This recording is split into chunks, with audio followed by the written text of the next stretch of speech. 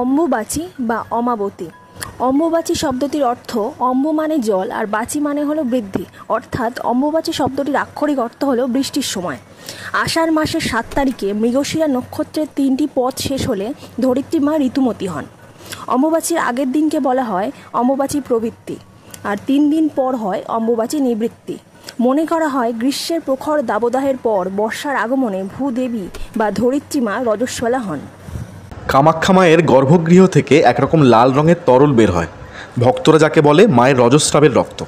পাণ্ডারা ভক্তদের ওই রক্ত ভেজা কাপড়ের টুকরো দেন, যেটি পুরুষেরা ডান হাতে বা গলায় এবং মহিলারা বাঁ হাতে বা গলায় মাদুলি করে পরেন। মনে করা হয় মায়ের আশীর্বাদে এতে দুঃখ বিপদ দূর হয়। এই রক্তবস্ত্র পরিধান করে শ্মশানেও মৃতের ঘরে যেতে নেই। মন্দিরে চলতে থাকে কীর্তন। মন্দিরের দরজা সম্পূর্ণরূপে বন্ধ থাকে। বাইরে প্রদীপ ও ধূপ জ্বালিয়ে মাকে প্রণাম করা হয়।